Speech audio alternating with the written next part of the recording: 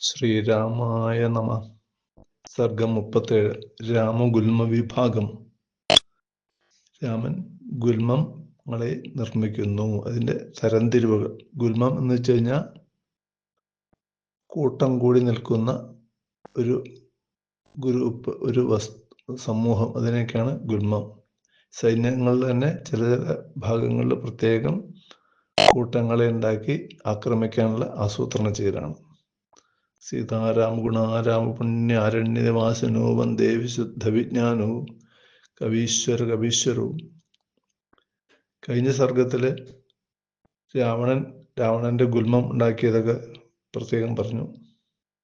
ഗംഗാപുരത്തിന് ചുറ്റും ഓരോരോ ദ്വാരത്തിലും മധ്യത്തിലും സേനാനായകരെയും രാവണൻ വിന്യസിച്ചപ്പോൾ ഇവിടെയും യുദ്ധാസൂത്രണം നടന്നു. കൂടി ആലോചിച്ച ഒരു 17 പേരുടെ പേരുകൾ എടുത്തു പറയുന്നുണ്ട്.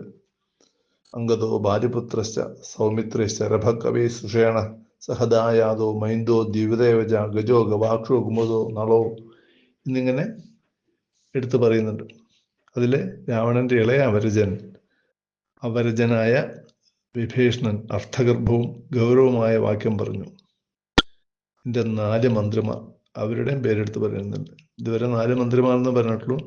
അനലൻ, പനസൻ, സമ്പാദ്യ, പ്രമതി, ഇങ്ങനെ 4 പേരാണ്. അവര് ചാരന്മാരായിട്ട് പറഞ്ഞയച്ചു വിഭീഷണൻ. അവർ പക്ഷിരൂപം ധരിച്ച് ലങ്കയിലെത്തി അവിടുത്തെ സൈന്യങ്ങളുടെ ഒരുക്കങ്ങളെല്ലാം കണ്ടുവന്ന് തിരിച്ചു വന്നിരിക്കുന്നു.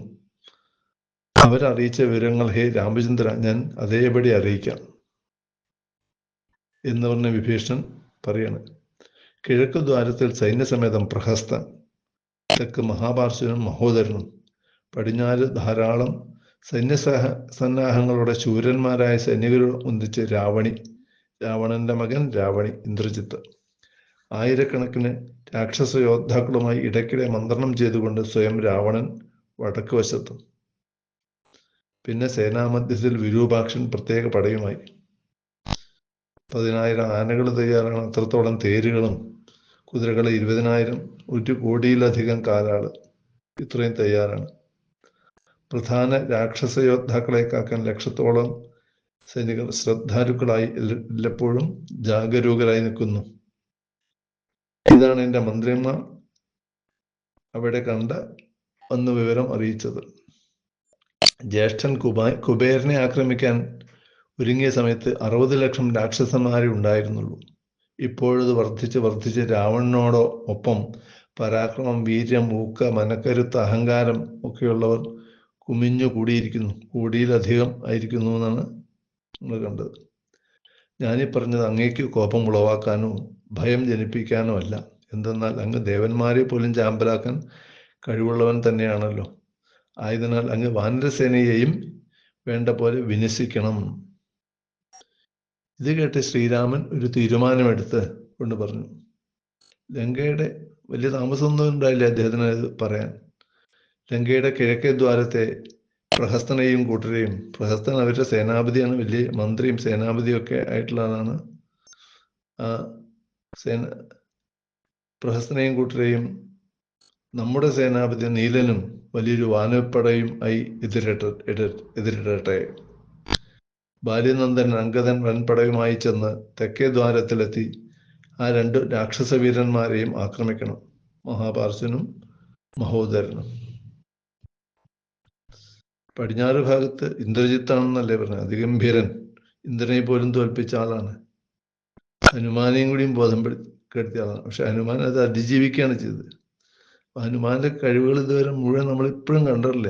ഇതുവരെ മുഴുവൻ വീര്യവും കണക്കാക്കാൻ കഴിഞ്ഞിട്ടില്ലാത്ത ഹനുമാൻ ധാരാളം കപിവരന്മാരുമായി പടിഞ്ഞാറെത്തി ഇന്ദ്രജിത്തിനെ ചെറുക്കട്ടെ. ദൈത്യദാനവ പ്രമുഖന്മാർ, മഹാമുനിമാർ ഇവരെയൊക്കെ പീഡിപ്പിച്ച് നടക്കുന്ന ബലശാലിയായി, വരദാനം കൊണ്ട് ബലശാലിയായ ലോകരാവണനെ, ലോകത്തിനെ മുഴുവൻ കരയിപ്പിക്കുന്നവൻ ലോകരാവണൻ, ആ ലോകരാവണനെ എതിർത്തു കൊല്ലാൻ ഞാൻ തന്നെ ലക്ഷ്മണ സമേതം വടക്കേ ഗോപുരം വഴി ആക്രമണം നടത്തും. മധ്യത്തില് വാനരരാജൻ സുഗ്രീവനും വൃക്ഷരാജാവ് ജാമ്പവാനും രാക്ഷസ പ്രമുഖനായ വിഭീഷണനും സേനയുടെ നടുക്കളം കാക്കട്ടെ. 3 വിധ ആൾക്കാരുള്ള അവർ 3 രാജാക്കന്മാരെ നടുക്കങ്ങട് വിന്യസിച്ചു. ധാരാളം കവികള്, കരടികള്, വൃക്ഷങ്ങൾ, അവരുടെ രാജാവ് ജാമ്പവാൻ, പിന്നെ രാവണന്റെ അനിയൻ രാക്ഷസനും 4 മന്ത്രിമാരുമല്ലേ, അവർ 3 പേരും രാജാക്കന്മാരെ നടുക്ക് നിർത്തി. വാനരന്മാർ എല്ലാവരും മനുഷ്യരൂപം കെട്ടി ഇനി യുദ്ധം ചെയ്യണമെന്നില്ല. ശ്രീരാമന്റെ അടുത്തൊക്കെ ചെല്ലുമ്പോൾ ഈ വലിയ ഭീകരരൂപമൊക്കെ മാറ്റി സൗമ്യരൂപം ധരിച്ചിട്ടാണ് വലിയ വലിയ വാനരന്മാർ ചെന്നിരുന്നത് എന്ന് വിചാരിക്കണം. ഇനി അങ്ങനെ വേണമെന്നില്ല. യുദ്ധത്തിൽ അതാത് രൂപം ധരിച്ച് അവർക്ക് യുദ്ധം ചെയ്യാം. പക്ഷേ നമ്മുടെ സേനയിൽ 7 പേർ മാത്രം മനുഷ്യരൂപത്തിലാവും ഉണ്ടാവുക. അത് ഏവർക്കുമുള്ളൊരു സൂചന കൂടി ആവട്ടെ. അതാരൊക്കെ 7 പേര്? ഞാനും മഹാവീര്യവാനായ സൗമിത്രിയും എൻ്റെ സുഹൃത്ത് വിഭീഷണനും.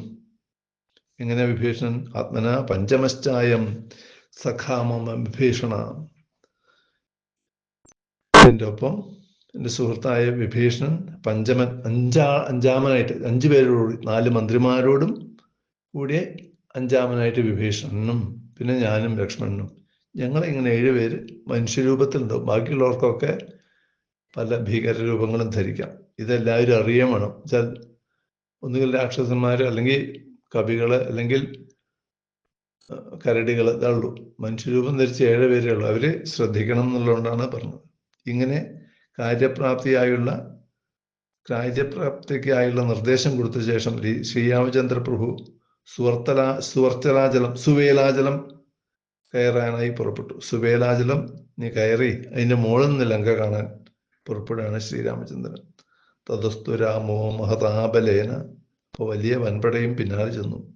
പ്രച്ഛാദ്യ സർവാം പൃഥ്വിയും മഹാത്മാ. ഭൂമി അവർ പോകുന്ന നിലൊന്നും കാണണ്ടായിരുന്നില്ല. അത്ര ആൾക്കാർ തിങ്ങി ഒപ്പുണ്ടായിരുന്നു. ബൃഹഷ്ടരൂപോ ഭിജഗാമലങ്കാം. ലങ്ക കാണാൻ വേണ്ടിയിട്ട് അങ്ങനെ പുറപ്പെടുകയാണ്. മല കയറാൻ പുറപ്പെടുകയാണ്. കൃത്വാമദ്യം സൂര്യവധേ മഹാത്മാ. അരിവധത്തിൽ നീ ശത്രുവിനെ കൊല്ലുകയാണ് അടുത്ത കാര്യം, നീ വേറെ ഒന്നുമല്ല എന്നുള്ള തീരുമാനമെടുത്തുകൊണ്ട് അങ്ങനെ മല കയറാൻ പുറപ്പെട്ടു. അപ്പോൾ കൂടെ ഇവരും ചെന്നു എന്നുള്ള കഥ പറഞ്ഞുകൊണ്ടാണ് തൽക്കാലം ഇവിടെ നിർത്തുന്നത്. ഹത്വാ യുദ്ധേ ദശാസ്യം ത്രിഭുവന വിഷമം വാമഹസ്തേന ജാപം ഭൂമാവഷ്ടഭ്യതിഷ്ഠൻ ഇതരകരധൃതം ഭ്രാമയൻ ബാണം ഏകം ആരക്തോപാന്തനേത്ര ശരദളിതവപു കോടി സൂര്യപ്രകാശ വീരശ്രീബന്ധുരാംഗസ്ത്രദശപതിനുത പാതുമാം വീരരാമ. വീരരാമൻ നമ്മളെയൊക്കെ രക്ഷിക്കട്ടെ.